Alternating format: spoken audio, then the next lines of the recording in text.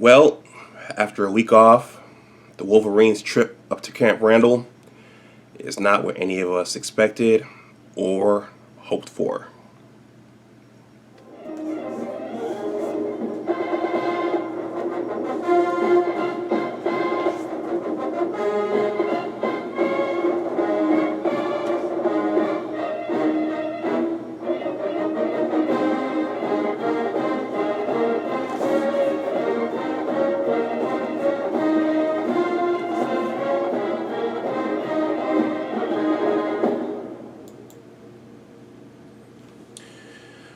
Well, welcome back to my channel.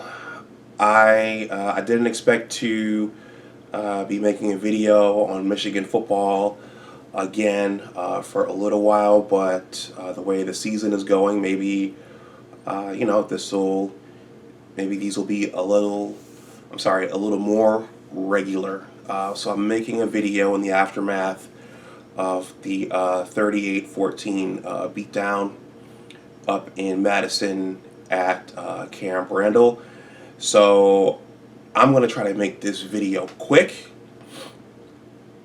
for the sake of brevity. Everybody's talking about it now, but also I have to go somewhere shortly. Before I jump in and give my thoughts on yesterday's game, I want to just quickly plug John U. Bacon's new book, Overtime, Jim Harbaugh and the Michigan Wolverines at the Crossroads of College Football. John U. Bacon is probably the official historian of Michigan athletics. So he's written numerous books on college football and on the program. He's from Ann Arbor. I used to enjoy, when they were doing it, I used to enjoy the Sunday show with him and Jamie Morris, but they stopped doing it. But I've only started reading the book. So far, it's pretty good. John's coming to DC in November, so I'm looking to get this signed. So once again, this is Overtime, Jim Harbaugh and the Michigan Wolverines at the Crossroads of College Football. Okay, so it's yesterday's game. Very disappointing and alarming, and as you know, when these things happen with the college football program, maybe these things happen with basketball as well, but football is a while they're both revenue sports, the college football program at your alma mater, if it's a Big Ten university, for example, it's a really big deal. And particularly for one of the traditional powers, or one of the traditional programs like the University of Michigan, with its storied football program, this is a big deal. So whenever things are going bad, that's when the media really jumps on it, and everyone else just kind of jumps on it, and then you get the fan base kind of turning on itself and cannibalizing itself. So right now there are Michigan fans I have one buddy who's talking about rooting for another team.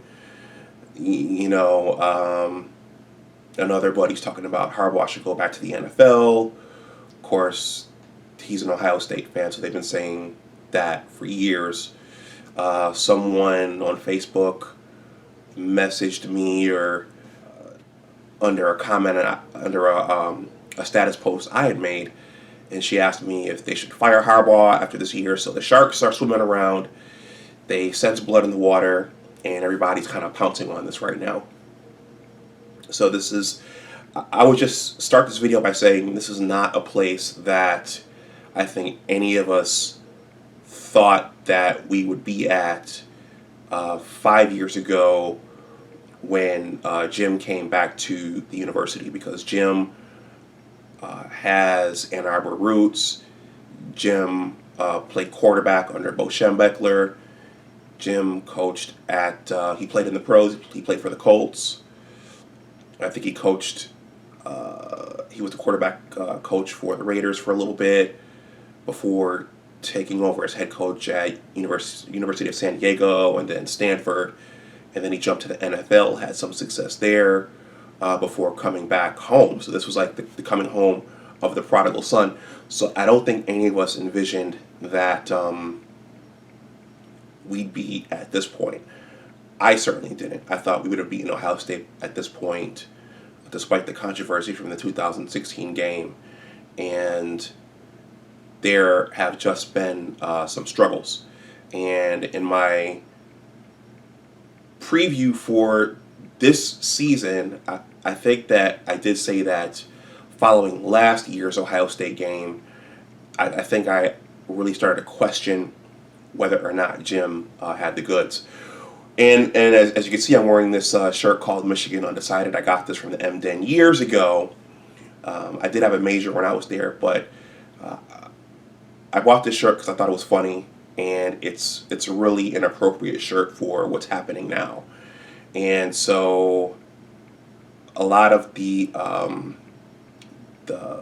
media pundits, the sports commentators, friends on Facebook and social media, they're really attacking Jim right now, and some are questioning if he should leave, and some are even saying he should go back to the NFL. But yeah, I am kind of undecided right now about whether he can restore the program back to where it was or where it should be.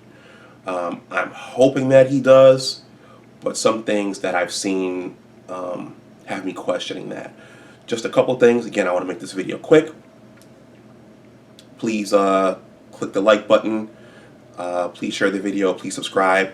A couple things. So the team had a week to prepare for Wisconsin, and the team was off to a shaky start against Middle Tennessee and Army. So with that week, you'd have thought that the team had enough time to at least make yesterday's game respectable, to make it more of a fight, to make it more of a battle.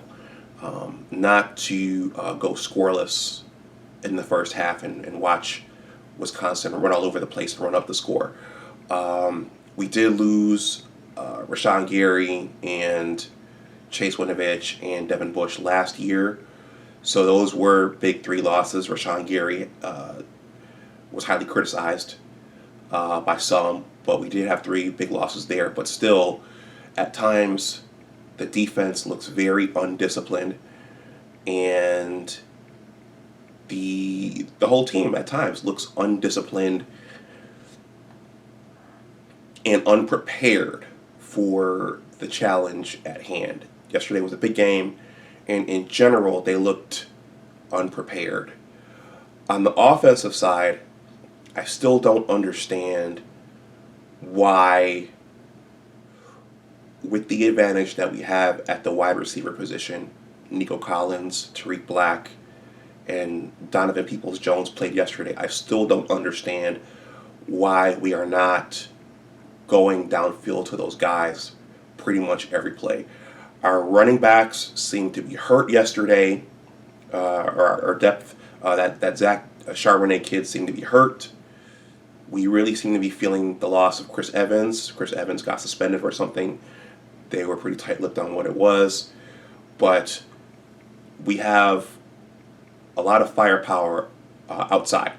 And I don't understand why the offensive coaches, Josh Gaddis and maybe Coach Harbaugh, didn't say, okay, well, we need to target Nico Collins, Tariq Black, and Donovan Peoples-Jones early and often. Because pretty much every time the ball went their way, they got a catch or they got a pass interference call. Donovan got one where he got the pass interference call, but he jawed at the defensive back, and that pushed the offense back, 15 yards. Ronnie Bell's catch got overturned, so that was a bad call. We always do seem to get those on the road at some point. And it would have, if we could have scored on that first drive, if we could have at least gotten 3 points, that would have helped out. But for whatever reason, the coaching staff decided to hand the ball off to Ben Mason, who fumbled it, who hasn't really carried the ball much early this season. And it just doesn't seem like the team has been prepared up to this point for what they need to do, and the scheming and the play calling, that's coaching. So that's coming from up top. That's not the players. And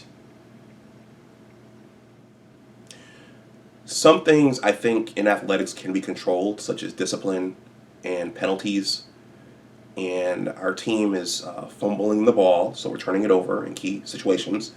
And also we're racking up penalties that are assisting the other team.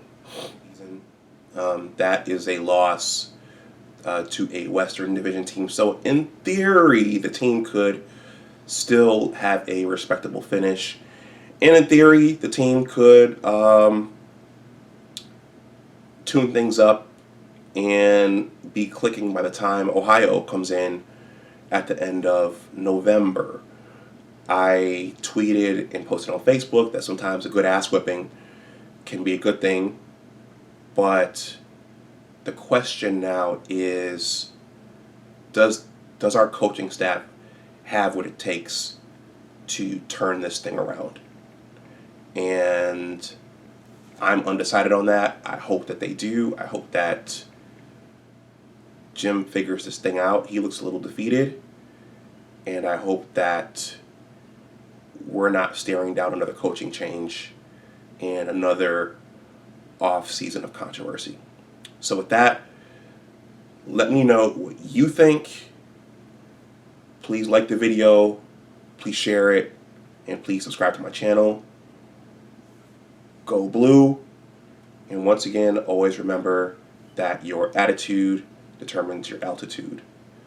Take care, and I'll talk to you the next time. Bye-bye. Okay, so I'm back for a little outro here. I was out running around and some more thoughts came to me.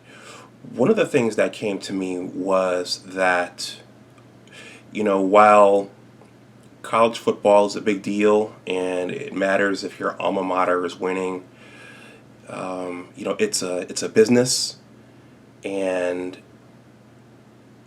people want to see results. And as I started my career and I got further along in my career, I realized that these college football players are kids. They're student athletes, and I think that's something that we just need to all keep in mind as we watch these seasons and these battles for these championships play out.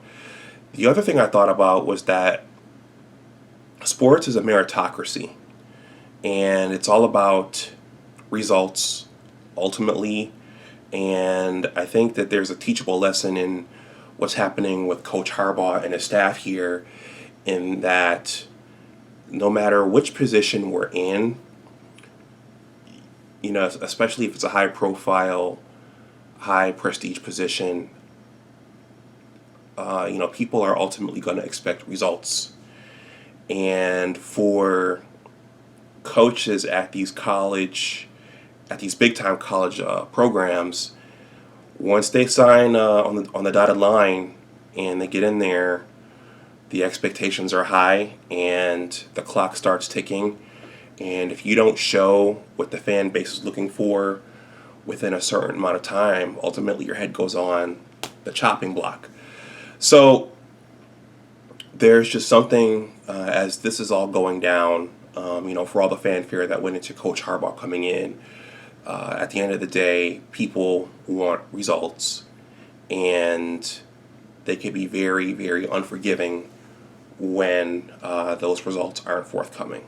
So that's what I wanted to say, and I'm going to end this video here. Please like, share, and subscribe, and I'll talk to you next time. Bye-bye.